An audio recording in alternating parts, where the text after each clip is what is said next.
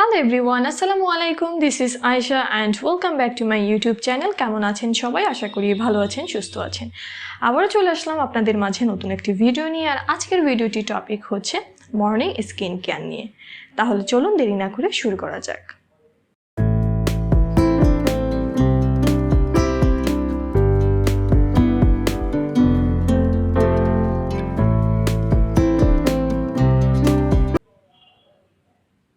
আমরা অনেকেই আছি বেসিক কিছু স্কিন কেয়ার করতে চাই না।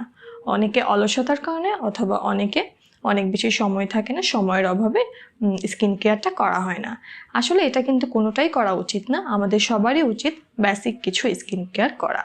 আমরা যদি বেসিক কিছু স্কিন কেয়ার না করি তাহলে কিন্তু আস্তে আস্তে আমাদের স্কিনটা ড্যামেজ হয়ে যাবে। সেটা কিন্তু একেবারেই ঠিক না।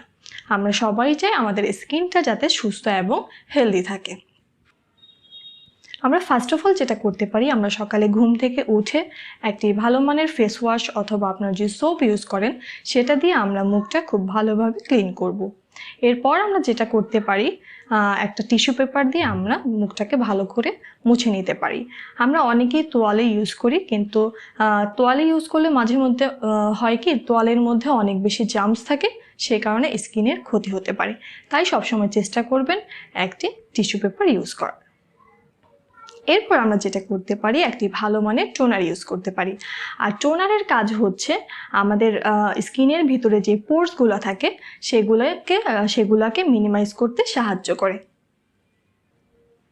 এরপর আমরা যেটা করতে পারি, টোনার ইউজ করার ঠিক 5 মিনিট পর আমরা একটি ভালো মানের ময়শ্চারাইজার ইউজ করতে পারি। সেটা কিন্তু অবশ্যই আপনাদের স্কিন টাইপ অনুযায়ী করতে হবে। অনেকের স্কিন অনেক বেশি অয়েলি থাকে, আবার অনেকের স্কিন অনেক বেশি ড্রাই থাকে। তাই সবসময় চেষ্টা করবেন আপনাদের স্কিন টাইপ অনুযায়ী একটি ভালো মানের ময়শ্চারাইজার ইউজ করার। এরপর সবার লাস্টে আপনারা যেটা করতে পারেন, আপনারা বাইরে যাওয়ার ঠিক 20 মিনিট আগে একটি ভালো মানের সানস্ক্রিন ব্যবহার করতে পারেন। আর অবশ্যই সানস্ক্রিনটা কিন্তু অনেক বেশি ভালো মানের ইউজ করতে হবে। তো এই বেসিক কিছু স্কিন কেয়ার যদি আপনারা সবসময় মেনে চলুন তাহলে কিন্তু আপনাদের স্কিন সবসময় অনেক বেশি সুস্থ এবং হেলদি থাকবে। তো এই ছিল আমার আজকের ভিডিওটি।